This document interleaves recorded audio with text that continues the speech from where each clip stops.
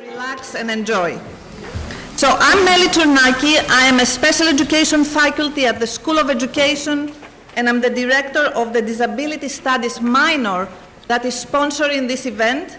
So I would like to thank Dean Milligan, because his office was a great help. Of course, the Office of the President and the Office of Economic Development. Just a note before we begin. If you wish to get clue credit for this event, Arlene, right there in the back, you can see she's waving her hand, will let you sign at the end of the event. Okay? So that is the practical issue. So we can begin. So, Vice President Iwama, Vice President Pitts, esteemed deans and colleagues, dear students and guests, it is my honor to host this historic event in the area of disabilities. Before we start with the introductions, I would like to take 4 minutes and look at the beginning of the expose, Willowbrook, the Last Great Disgrace, that was produced in 1972. In it, Geraldo Rivera scaled the fence of the Willowbrook State School and filmed the conditions of the institution. He was equipped with a film camera and a key to one of the buildings that housed people with intellectual disabilities. The key was provided to him by Dr. Michael Wilkins, who had previously worked in the facility but had been fired after he spoke out about the need to improve the conditions in the institution. So let's take a look.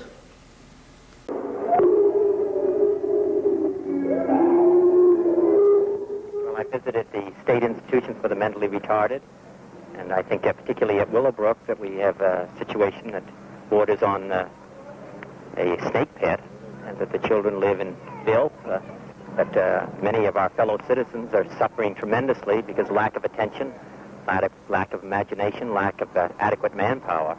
There's very little future for the children or for those who are in these institutions.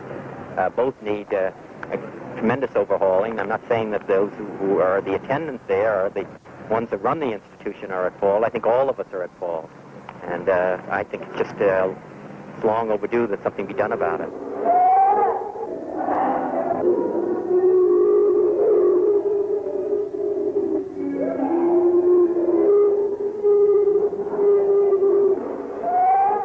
It's been more than 6 years since Robert Kennedy walked out of one of the wards here at Willowbrook and told newsmen of the horror he'd seen inside. He pleaded then for an overhaul of a system that allowed retarded children to live in a snake pit. But that was way back in 1965, and somehow we'd all forgotten. I first heard of this big place with the pretty-sounding name because of a call I received from a member of the Willowbrook staff, a Dr. Michael Wilkins. The doctor told me he'd just been fired because he'd been urging parents with children in one of the buildings, building number 6, to organize so they could more effectively demand improved conditions for their children. The doctor invited me to see the conditions he was talking about, so unannounced and unexpected by the school administration, we toured building number 6. The doctor had warned me that it would be bad. It was horrible. There was one attendant for perhaps 50 severely and profoundly retarded children, and the children, lying on the floor naked and smeared with their own feces, they were making a pitiful sound, a kind of mournful wail that it's impossible for me to forget. This is what it looked like, this is what it sounded like, but how can I tell you about the way it smelled? It smelled of filth, it smelled of disease, and it smelled of death. We've just seen something that's probably the most horrible thing I've ever seen in my life. Is that typical of ward life? Yes, there are 5,300 patients at Willowbrook, which is the largest institution for the mentally retarded in the world. The ones that we saw were the most severely and profoundly retarded. There are thousands there like that, not going to school, sitting on the ward all day, not being talked to by anyone.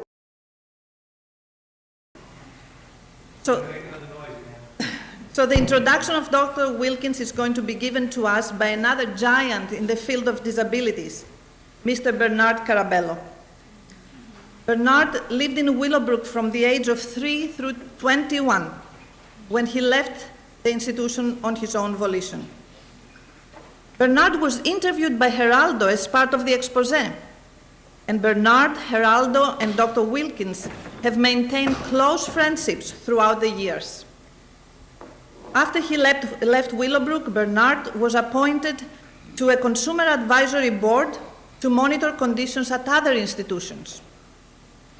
He has continued to advocate for the rights of people with disabilities and is the founder of the Self-Advocacy Association of New York State, which provides opportunity for people with developmental disabilities to meet, discuss their concerns with one another, and learn about their rights and opportunities. Ladies and gentlemen, Mr. Carabello.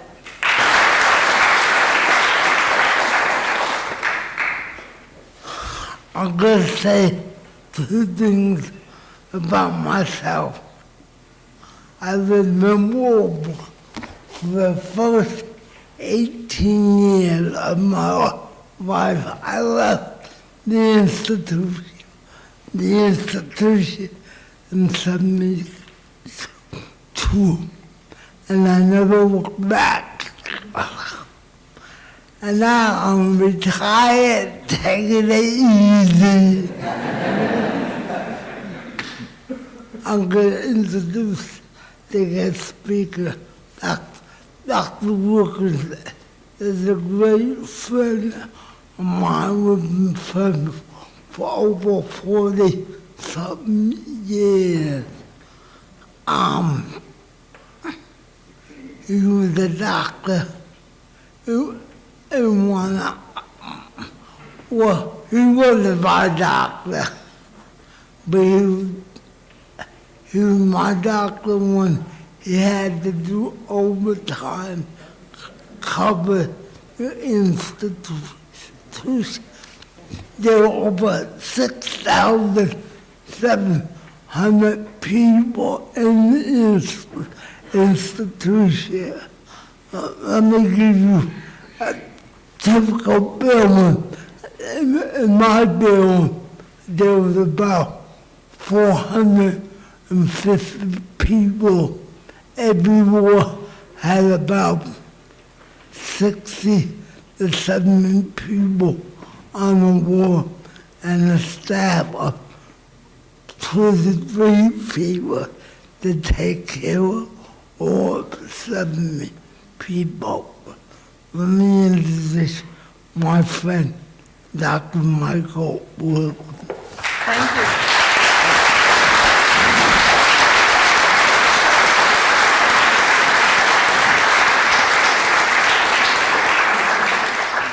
Hello. Thanks, Bernard. Thanks for the introduction. I want to thank other people. I'm just amazed at this place. And first, I want to thank Dr. Fritz, the president of this place. He's really, hello back there. I want to just say that everybody that I talk to in the disability community praises William Fitz, and then Fritz. And when I was with him at an event last December, he was in the event telling about this school, and the thing I have 5 children, and we have a ton of student loans, and I guess there's very little student loan here. Are there a lot of students here? Raise your hands. And is that true? It's like just a few $1,000 or something like that. That's amazing. That alone is good, but in addition, this is a complete university with excellent academic standing, so congratulations, and thanks for supporting the Willowbrook part of this. And then there's Nellie. This used to be my home. Yeah. Nellie Ternaki is right here, the chairman of the Disability Studies Program, and she's taken me under her arm, and thank you very much. And I'm going to be walking the island with you tomorrow. And then yesterday I was walking the mile with Nora Santiago of the Economic Development Department, and I thank her. She's sort of a map maker, and I can't find my way around this place anymore because I was in Building 6, and I can't identify it anymore. It looks so different. But it's the Philosophy and History Department. And then Diane Buglioli, who is right here, who worked here and is a wonderful advocate and developed the Willowbrook Mile that we were walking on, and there are many other people to thank. So now I'm going to address the students, and I'm going to just talk about three things. First, how I came to be here, a little bit about who I am, and the people that I work with here, and then about how I discovered Bernard. I claim I discovered Bernard Carabello, and that's one of the best things I ever did in my life. It's the other way around.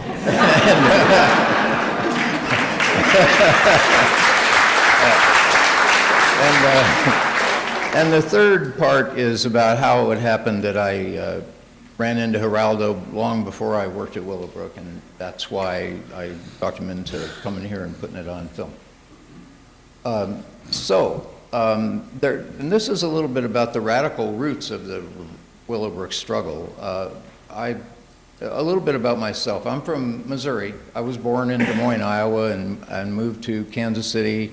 As a Catholic boy, I served Mass and went to Jesuit school in Kansas City, and then I was an English and philosophy major and decided to go to med school.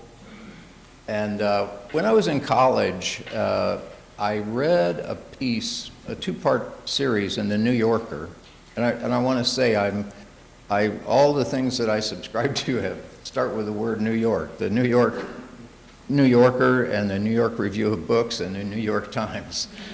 So I was reading this article called Pilgrim's Progress, and it was about Pilgrim State School, which a lot of you might know about. It's out on Long Island, and it had been a mental institution for people with mental illness. Now, Willowbrook was for people with developmental disabilities or intellectual disability. We used to call it mental retardation, but that's now a bad word. It's like the N word, everybody. And if you hear a friend or family member or colleague call someone retarded, please stop them like you would if they use the N word and say, I don't like that, and tell them why. But anyway, it was about, this article was about Pilgrim.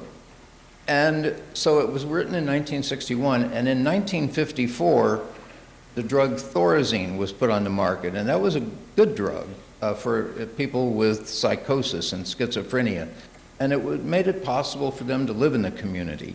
And the psychiatrists at Pilgrim State were all behind transferring them into the community, and the article was largely about the importance now of having community mental health centers.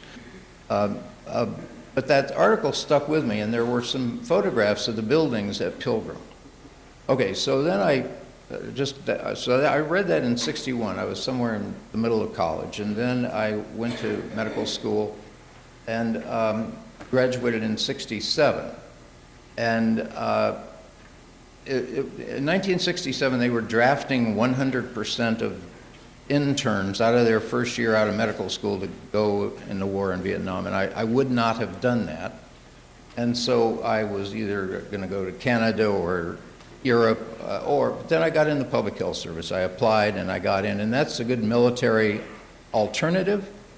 So I served 3 years, and I was stationed here on Staten Island at Bay Street and Vanderbilt. Any of the students here from Staten Island? Okay. Any of you live around Jersey Street? That's where I live.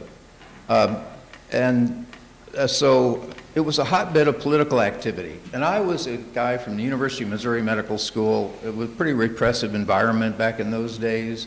I kept a low profile with my feelings. But when I got here, there were we were all dodging the draft, you know, so, and I want to reference one friend I made, David Mcclanahan, who's still one of my best friends. Dave was an intern the same year as I was, and he had been in medical school. He took 2 months off, and he served in a civilian hospital in Da Nang, Vietnam. And he took photographs, and they were published in the Atlantic under the article, The Children of Vietnam, and in another magazine called Ramparts magazine. And then he had given speeches around the country, and I was blown away that somebody could do that. And then I joined the medical committee for human rights because Dave told me about that organization. And it was a wonderful organization, and we did anti-war work with the marches, giving medical presence and giving support to civil rights organizations. So as part of that, I was approached by the Minister of Defense of the Black Panther Party here on Staten Island to open a clinics, which we did. And that was how I ended up moving to Jersey Street. And so Staten Island isn't the most progressive part of New York City, and so we were gaining enemies. And then I met Bill Braunston. Bill Braunston, as he had worked with the Panther Party in Manhattan, and we formed a collective, basically, with the three of us and Carol Bloom, who set up a women's study program at one of the college here on Staten Island, and Kathleen Brennan was in our collective and started a daycare center. We were working with the Black Student Union from Staten Island Community College and leafleting the ferry every Friday against the war, and just in general staying busy. And Bill, I want to talk about Bill Braunston. He's the reason I'm here. He was a seasoned political organizer. He had already been evicted from Topeka State Hospital. He was serving a residency in psychiatry at Menninger's and organized the workers at the Topeka State Hospital. And they made a strike, and they kicked Bill out of his residency. And when he was a medical student, he formed this Student Health Organization, which was the liberal alternative to the Student American Medical Association. And he was the leader of our collective, no doubt about it. We were disciplined, we did studying. We also were studying every month. Zaid Shakur, a wonderful mentor, was giving us political education classes with the Black Panther Party until he committed the crime of driving while Panther on the New Jersey Turnpike and was shot to death. And yeah, around that time, COINTELPRO came, and a couple of other Panthers were killed that I knew, and 30-some across the country in an 18-month period of time were killed. So and then it changed in that party, in the Panthers, and it was clear that they were being infiltrated, by police officers, and terrorist suggestions were being made, and we said, we're out of here. We just don't get this, and so we started working with the Young Lords organization, Puerto Rican political party. It had been a street gang, and I got arrested in a demonstration with them. We took over a church in Spanish Harlem, and then we were arrested, and the guy that was assigned to me was Geraldo Rivera. He was an attorney. He was my lawyer. And we became friends, and he helped our collective with another struggle at the Public Health Service Hospital. And then he went into the TV business, and we went to Willowbrook. I went back to the collective after going to Willowbrook. This is how I first came here, on my pediatric rotation. We were brought here for a presentation of rare congenital and acquired developmental disorders. And I saw many examples of very rare things that you only read about. But mostly, I was driven by our chief of pediatrics, and building after building after building, and it looked just like the pictures in the article about Pilgrim. And I said, WTF, I thought they closed all these places. But no, they hadn't done that for the developmentally disabled. They were working hard and doing a great job with the mentally ill, but they had They had not started having community services at all in New York State for the developmentally disabled. And so I went back to our collective and I told them about it. And it happened that Bill had a big background in developmental disabilities when he was in medical school. So Bill got a job here, and then when I got out of the public health service after doing my 3 years, I got a job at Willowbrook in August of 1970. And then there was a budget cut in 71, and bad conditions were worse. I mean, really bad, with only one attendant for 70 retarded people. I'm not going to go into the details, but it was unacceptable. And Bill and I started having a weenie roast outside of each one of our buildings on Sundays because the families would come on Sundays or Wednesdays, most of them on Sunday, to take their family member out of, go to a restaurant or hang out. And so in our weenie roast, we brought speech therapists, physical therapists, and taught people about the standard of care, but mostly the parents taught us. They were completely with the program. They'd been struggling for services, and they were mad at Willowbrook. When they would pick their family member up, they were not allowed to go in the back wards. The person would be brought to them, dressed, and brought to them in the anteroom of the building. And so we started bringing them back and showing them the back wards. They had been told, like doctors would say, you should really put this child in an institution. They'll be a lot happier if they're with people like themselves.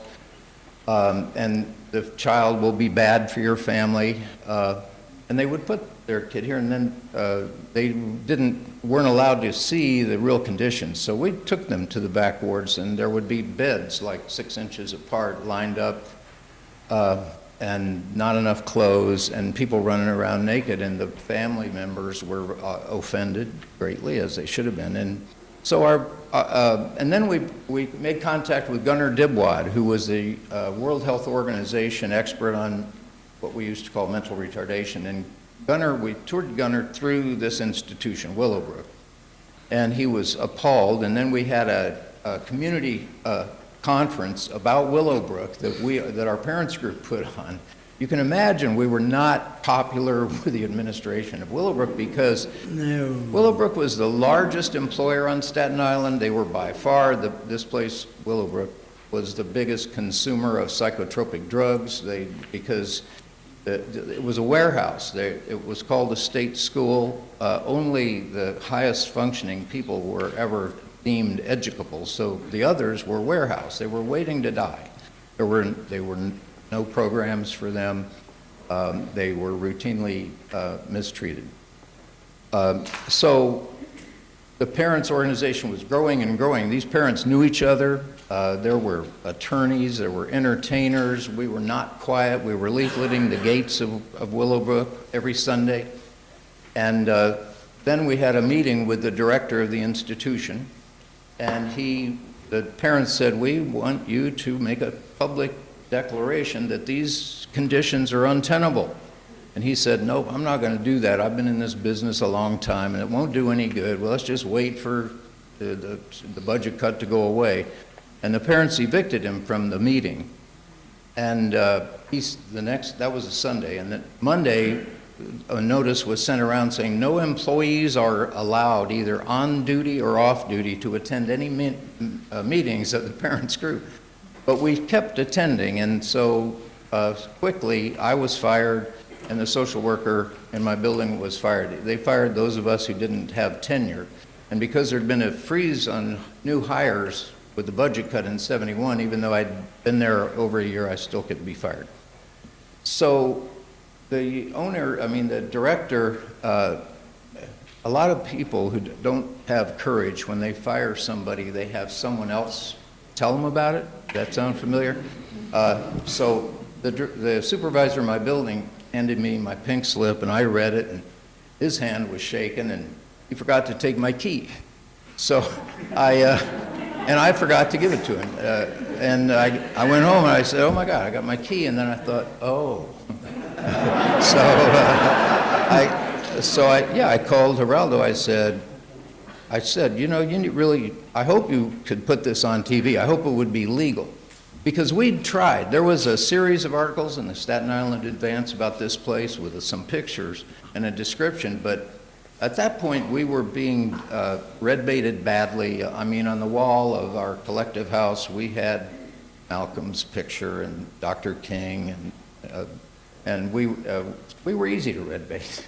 And so we were denounced from pulpits and synagogues across the island because nobody believed us until we put it on TV. So we met Geraldo with a film crew, and we went the first day into the back ward of my building, and there was no attendant for 70 people. They were just without services. And we filmed all of that, and some of that you saw, and we went back 20 times. And it was national. That first night, I didn't even know this until recently, that not only was it on TV in New York, but across the country. So it was getting a lot of attention. And Geraldo going quickly, he made a TV documentary which won him a Peabody Award. And all along, we were getting really high ratings. Even Trump knows about it. He was in New York at that time. And so he digs high ratings. And people were just glued to their TV because it was like a bad traffic accident. You know, you can't turn your eyes away from it. Then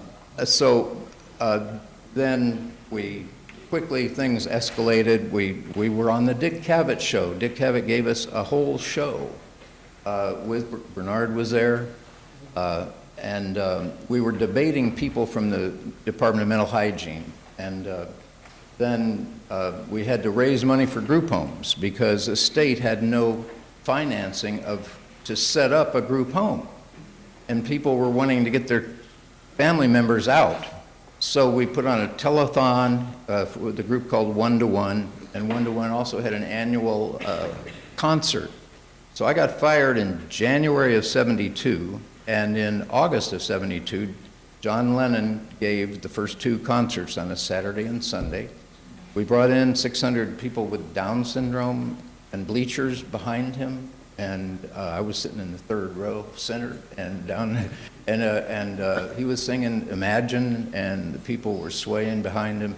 It was great. And he gave an interview in which he said, if you're going to talk about human rights, you should first talk about the people that can least defend themselves.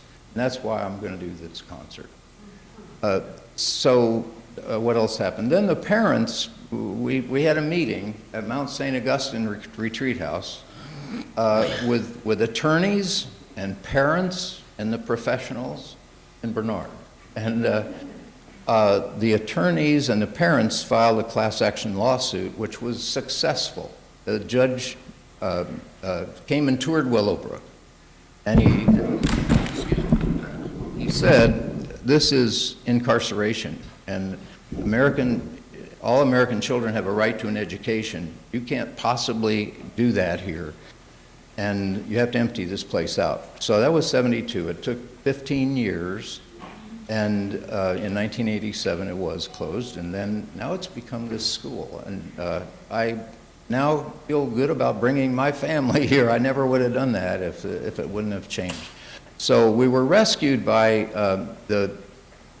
Geraldo, and we were prepared because of Bill Braunston's organizing ability. It was no accident that he had contacted Gunnar Dubois and Dr. Koch and the attorneys. We'd already had one of the parents, Goody, we call her, Miss Goodman. Is she here? Right here. Thank you. She's the...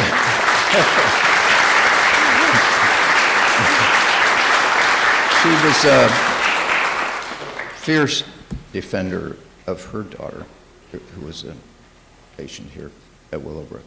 But so she filed the first lawsuit on her own, and she sort of set the model for the rest of us. And so now it's this university, and here we find ourselves. So that's the story. I just wanted to say that we were radicals, and when you're a radical, I define it as 2 things. First, you make connections.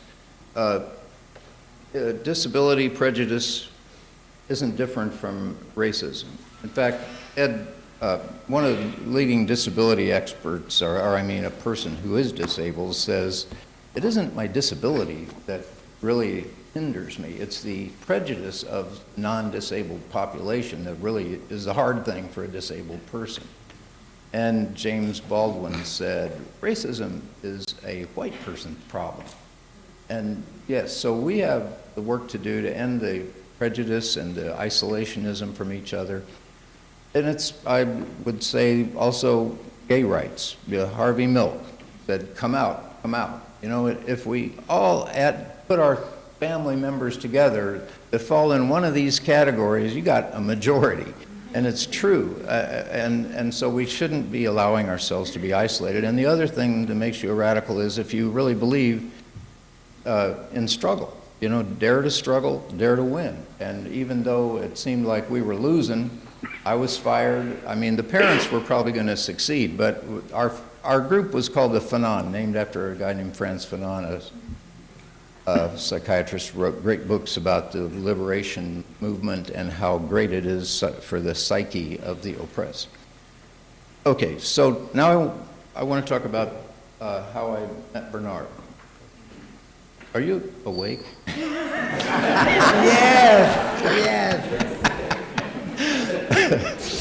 yes. Okay, so I'm in Building 6. He used to live in Building 6, and he was what we used to call a working boy. He had to get up at 5 in the morning and go push a broom in the social workers department. Now that gets paid for it. What? I did not get paid for it. Right, yeah. And in the audience today is Tim Casey, right there. Tim Casey was Bernard's social worker, and one of the major supporting groups of what we were doing were the social workers at Willowbrook. But after we would finish working, he would walk to several buildings, correct me if I'm wrong, and then so we would come to Building 6 because he knew a lot of the residents from Building 6 and the attendants, and they would gather, when they saw him coming, they would gather in the break room, and he would perform a stand-up comedy act. He would have them, he knew all the gossip from the institution, and he would mock the administrators and the doctors. I do that. And I made it a point to always go there too. And then I said to myself, man, this guy he's a good man with a word. He can express himself so amazingly well. And I befriended him, and Bernard is my best friend. And so after he got out, and I'll tell you that I didn't stay in New York. I went back to Kansas City because I had taken 2 years out of my training between my second year of internal medicine residency and my third. So I finished my residency in Kansas City, and then I continued to be an activist in various ways. But then Bernard would come. I got married, had children, and Bernard would come to Kansas City every July 4th and on Christmas. And he's sort of the godfather of my children, the best possible godfather you could ever ask for. And so that's my relationship with Bernard. He's not only the godfather of my children, he's the godfather of self-advocacy. I went to a self-advocacy program that he went to. There were no professionals allowed. I wasn't allowed to say I was a professional, but he let me stay in the back. And it was at Hunter College, and they bussed in handicapped people, a couple with cerebral palsy on gurneys. They were married, and they held a seminar on how you get a date. And he had seminars on how you get an apartment on the bus line, how you get the bus to be accessible, how you get into school, and all by people that have been through it. And it was amazing. It was really a mind-blowing experience. So that's so how am I doing with time? I got 10 minutes. Okay. So the last part was the part I was going to talk about with Geraldo, and I've already covered that. in the first section. I sort of, I'm talking extemporaneously here. And so, yeah, and Geraldo has, he immediately got it. The first time we entered the place, not only he, but his entire crew just were saying, what? You know, how can this be? And he's continued to work on this issue with us, and I'm eternally thankful because he was a great artist. And he deserves all the praise that he's gotten for everything that he did for developmentally disabled people. Okay, I think I'm going to stop. I hope you have questions. I was just curious. I know that back when Willowbrook was an establishment, that it was thought that it was appropriate to keep disabled people the way they did. I know it takes a lot of courage, but like, how do I ask the question? Like, what finally gave you the courage to finally stand up and be a voice for the people that you saw here? At the time, it didn't seem like a courage thing. It was, I don't know, we were activists and we were in the health professions, and this just was, we were on Staten Island, and it seemed like a no-brainer to come here. So that was about it. We had worked, on Staten Island with people with disabilities, but with mostly just poor people and stuff, and so we came here. Bill needed a job. I was down for coming here 2 years. Just that's about it. I don't think we picture ourselves as, it didn't take courage. They did give us a lot of heat, but that was after we started being successful. Thank you. Sure. Thank you. I just wanted to know at the time, how did other states dealt with the mentally disabled? Other states in the United States? Was it just this problem just in New York or everywhere else? Oh, I think it was everywhere. I know it was all the places I ever went. I went to institutions in Missouri, Kansas, Texas. They all smell the same. They all look the same. Thank you for that. Can you speak to how Willowbrook was the largest employer on Staten Island, but there were no attendants with the kids? Yes. Diane, do you want to talk about that? Diane Puglione worked here, and she was just citing those statistics to me earlier today. Yeah, we were just talking about that today.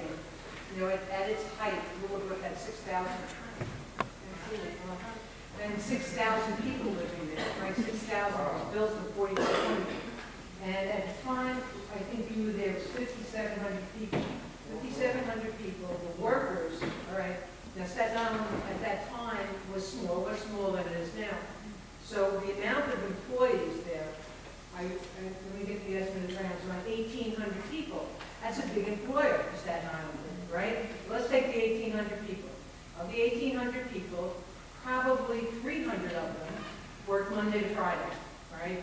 Teachers, whatever teachers were there, the administration. So that brings you down, and they work from just Monday to Friday, 9 to 5, basically, right? That leaves you 1,500 people, all right? Now, those people have to cover 7 days, 3 shifts. Take the 1,500 divided by 3, you're at 500. You have 6,000 people. You have 500 staff. You're still the largest employer on Staten Island, because you have 2,000 people working here, but spread that out over the number of people and the needs that are there. That's how that happens. Hi. Yes. I came a few minutes late, so I might have missed this part, but what are the buildings being currently used for, and in what capacity is it still a school currently on campus? Which buildings? The buildings that are here on the campus. Oh, the university? But there's no residential facility for the developmentally disabled here at all now, I'm happy to say. So there's a few buildings fenced off, in case but they're not being used. Yeah. Yes. I just wanted to comment on that. I know at least one of the buildings is now being used by Willowbrook School,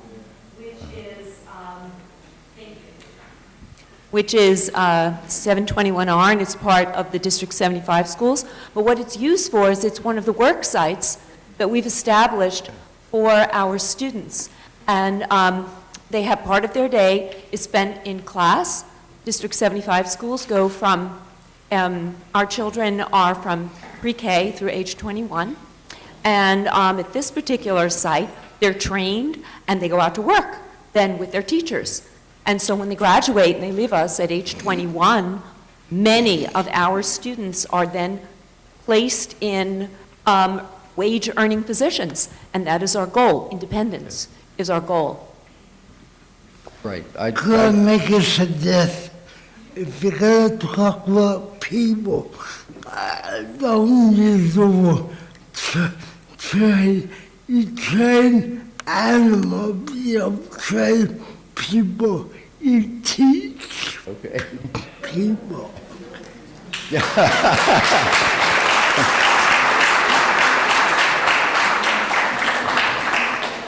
One comment. So for the other buildings, the ones that are behind 4S and 5S that have a gate with the automatic door, and that's the Staten Island Developmental Disability Service Office. So that's the Staten Island branch of taking care of all the people within that need services that are disabled throughout the Staten Island. And on the other side, by what's usually called the gravel pits, I know some of those buildings are still abandoned, but if you go behind them, all the rest of them are still being used by various agencies that service individuals with disabilities. They're not very much, sorry, I get a little nervous. They're not in better condition than they probably were when you were here, which is a really sad fact. I had an internship as an undergrad for the multiple disabilities unit, and it's really sad that I don't know how it's been now because I haven't worked there, and as you know, you can't really get in there unless you are an employee, but it really isn't different. And I'm also really sad to say that I know that the school closed because the bathrooms were terrible, and I hate to say the bathrooms are still terrible on this campus, and I don't understand why that still is a thing. But those are the other buildings are still in use. Yeah. Do the bathrooms have doors on them now? That was a bad thing because sharing bathrooms is how you spread hepatitis, and everybody that came here got hepatitis, and that's why they had a hepatitis study here in which if you would sign the consent form, you could jump the waiting list and you could get into a brand new building with only 16 beds on a unit with a lot more staff. And it was an old style consent form where they didn't have to tell you that half the research people didn't get any kind of treatment. And they didn't tell them that they would be administered the serum and the pellets with stool of people that had been here and had hepatitis. And so it was here that Saul Krugman, the chairman of pediatrics at NYU Medical School, did find out that you can help hepatitis A attenuate the symptoms and the signs by giving gamma globulin. So after that study, worldwide, people would be given gamma globulin, as they still are if they get hepatitis A. And then they isolated hepatitis A and B here by those pellets that were given. Go ahead. Okay, so Dr. Krugman was measuring the blood tests, and they would see the liver enzymes become abnormal after 6 weeks. That was hepatitis A, and another rise in 3 months, hepatitis B. And gradually, he did characterize the virus, hepatitis A. That article was published in the New England Journal of Medicine in the early 60s, and then in early 70s, he characterized hepatitis B. But did he get a Nobel Prize for that? Because that's a good discovery. No, because it's gone down in history as one of the worst examples of doing research on people that can't possibly give consent. So he could have done it on primates, you know. Monkeys get hepatitis. You could have done that, but no, they did it here. So that's... Also, first, at the end of Willowbrook, there was a freeze on admitting people to Willowbrook. The only way a family could get their kids into Willowbrook if they agreed to be a part of the hepatitis program, and that's the only way you can get your kid admitted. So, and I want to stay on the topic of bathrooms a little longer. I think it was Bernard that gave an interview one time, and he said that at night the kitchens were closed on the ward, and you used to have to use the toilet bowl as access to water? Yeah. Can you confirm that? Yeah, there was no cold water on the ward. The only water fountain was in the lobby for staff. We did not have cold water. I don't know, but I snuck out and got it. But yes, there was no cold water. So my question is about actually medical education during that time. You went through a medical education, and I hope that back then you didn't learn in medical school that that's how we are supposed to treat people with intellectual disabilities. But I wonder what type of practice was recommended back then, and was it any different from what you actually saw at Willowbrook? Or That's a really good question. Mental retardation, as we used to call it, was considered some kind of disease, and it was considered appropriate for doctors to be taking care of people with intellectual disability. But you know what? They're not sick. They don't need a doctor. They need a teacher. Right. And I got very little training. On pediatrics, you would see people with developmental disabilities. And I never once was taken into an institution like Willowbrook during medical school. I was taken into an institution for the mentally ill, for the criminally insane, actually. And it was really scary, not representative of mentally ill people at all. So I didn't know what I was a well-meaning doctor, but so I quickly learned that except for the injuries, the aspiration from being fed too fast, the injuries from other residents, and I would have to take care of that. Seizures were common, and then parasites. This place was like an island in the Caribbean or something, or worse. Like there were parasites and there was hepatitis, and that was about it. And then there was diseases of old people, but amazingly, most of the patients were young. They tended to just die. And if they didn't die, they looked incredibly old in the buildings with 30-year-olds and 40-year-olds because they were emotionally dying. Any other? So, at the end of all these atrocities, and it came out, and it was a systematic way of treating people, but yet there had to be others who recognized how wrong it was and condoned it. Were there no repercussions for any of the administrators? No. No one, it was all like, oh, okay, sorry. We've been abusing people and treating them like animals for years, and now we're going to move on. There was nothing? No. There was a federal lawsuit against Staten New York, and that's how we got a consent decree, but there was no punishment for the administration or anybody else, no.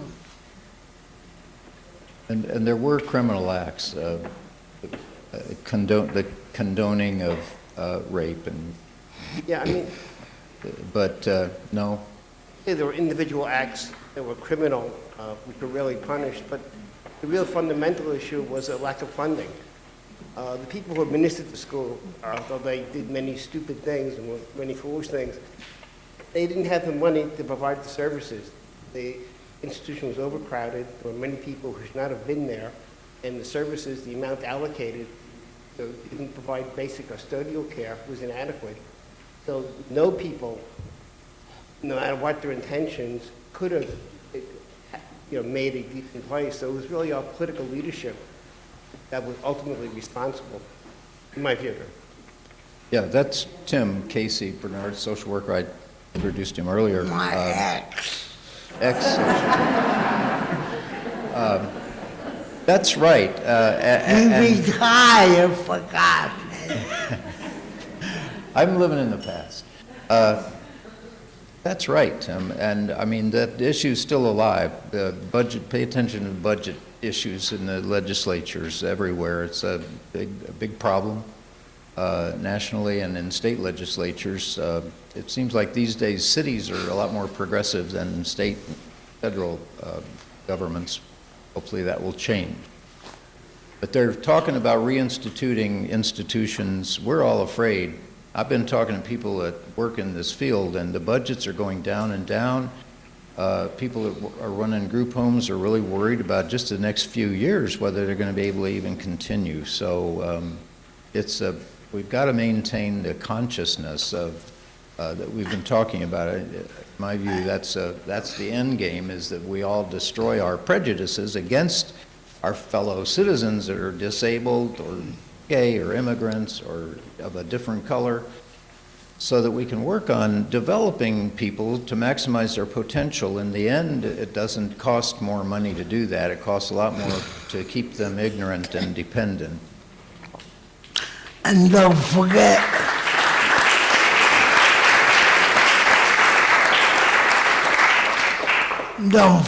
they just gave up big fat tax cut to the rich. And the only way they're going to pay for it is take it out from us. And we got to make sure that doesn't happen at all. Right.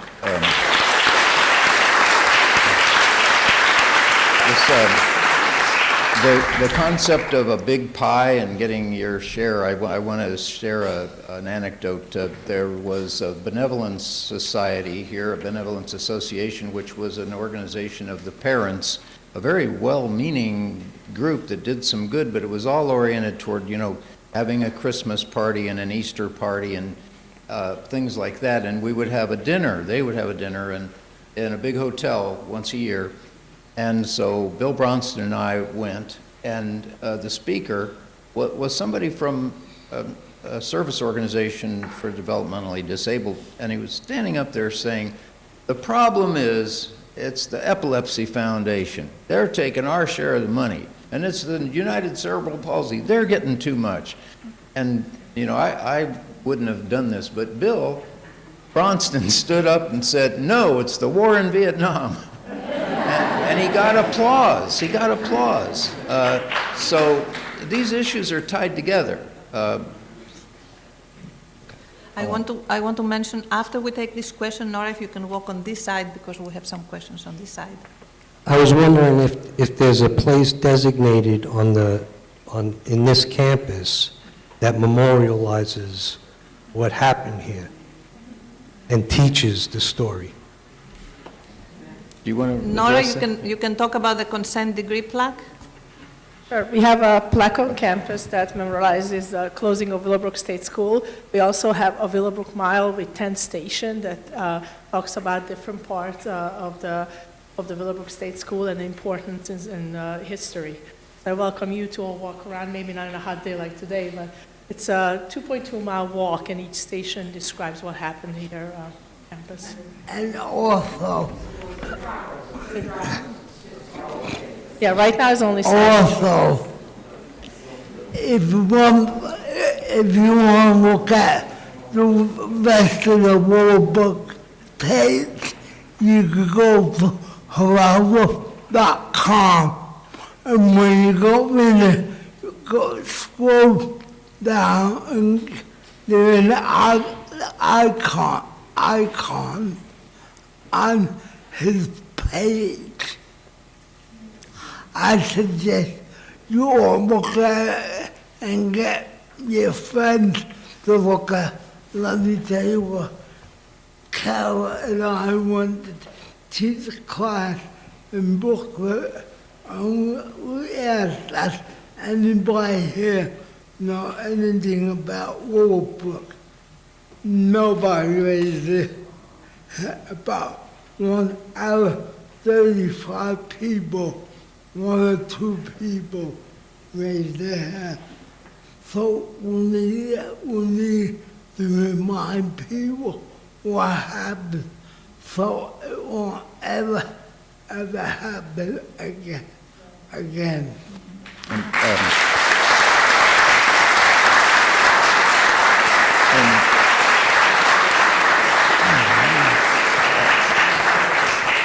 I love the internet for that reason, and then if you just like music, you can access the concert one-to-one. John Lennon, August of 1972. It's all there. That's amazing. I was on the stage.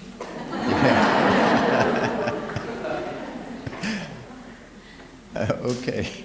Okay, just briefly, I'm retired now, so I can make some work for my colleagues. There are a lot of young people here, and you can see that we're young in spirit, but not in body anymore. And, so we need people who are younger to be interested in this topic, not because of the history of it only, but because of the relevance of the history to today.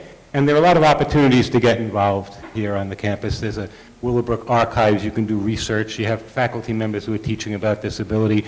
You can go over to the archives and read Bernard's autobiography that he wrote in 1982 that I found the last time that I was in the archives. So there's a lot of interesting things for you guys to get involved with. Don't just walk out of here and say, that was fun, because while it might have been fun, there's a great challenge to this community.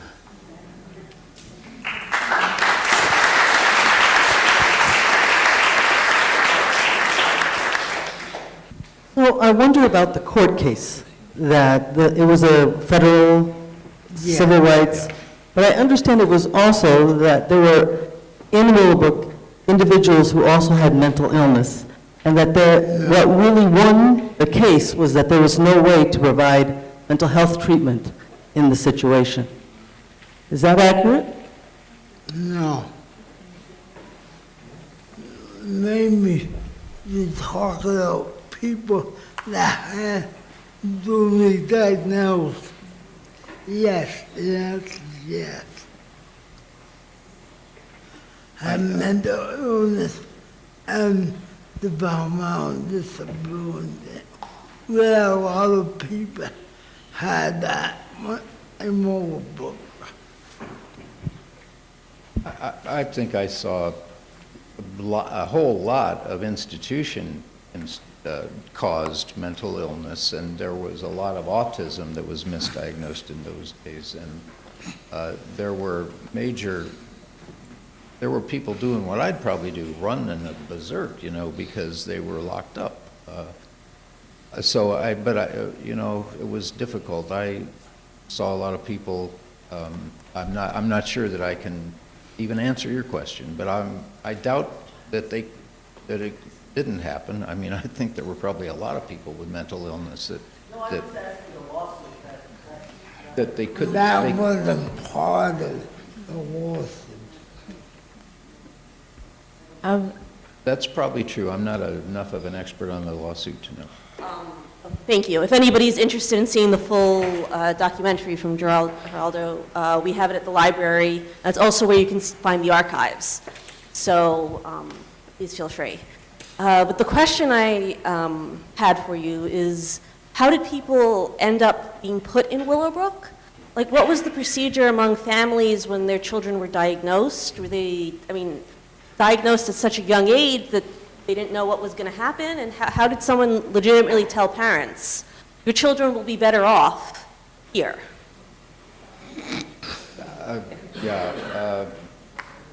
There's a great book. David Good is here and wrote a large part of that. And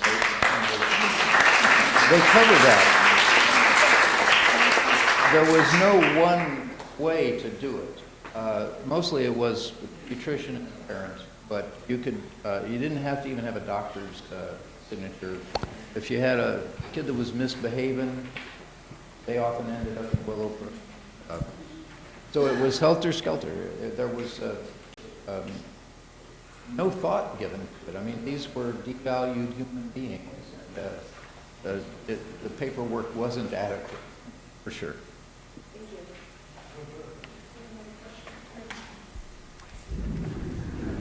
And we have time for 2 more questions. Okay. Mine is quick. I was wondering, do you think that modern day institutions have learned their lesson, meaning like that they approach things very differently and with more like respect and all that, like post seeing after seeing the whole Willowbrook expose? Very good question. The lesson to be learned is that big institution is wrong, and our slogan was normalization. And let me just talk about a person that I admire a lot. One of the parents here, Refreshments, and I think you know Murray very well. He was your attorney, right, for your first lawsuit? He was. Anyway, he fought in the Willowbrook consent decree. The Willowbrook stands out as a poster child for deinstitutionalization. And the battle was, what's the right size for a group home? We don't want any more institutions because you don't want the kid to be taken away from their family. We want community services so that the families don't have much more difficulty raising a handicapped child than a non-handicapped child. So the state of New York was fighting to say, hey, let's put him in a nursing home. It's not Willowbrook. It's better. We got 100 beds here. It's just fine. And Murray Schneps, when I first met him, I'm from Missouri, and I said, this guy is a fast-talking New York lawyer, and I do not trust him. But he had a child here, and I totally trust him. And he describes himself as the asshole on the consent committee. He was on the committee to observe whether the lawsuit orders were being followed. And so it wasn't quite carefully defined what a group home should be. And that's where, if you raise your child, you want a place where they can live after they're an adult. And Murray stood up for 4, no more than 4. And the state of New York said, oh, we can't afford that. 15, 20? No, Murray said 4, and the standard is now 6.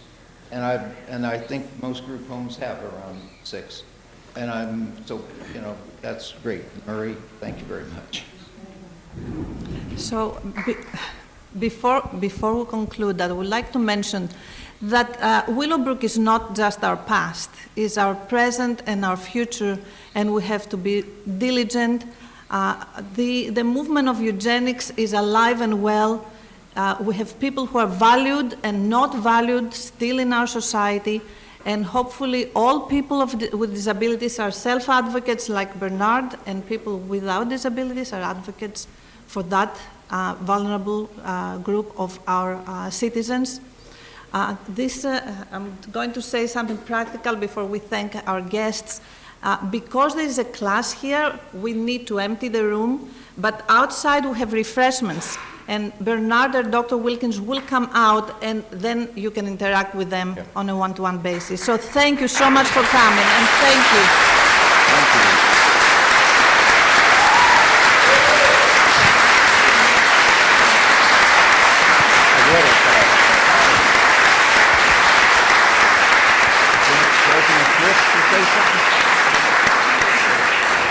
Thank you both. We will meet you outside. I hope someday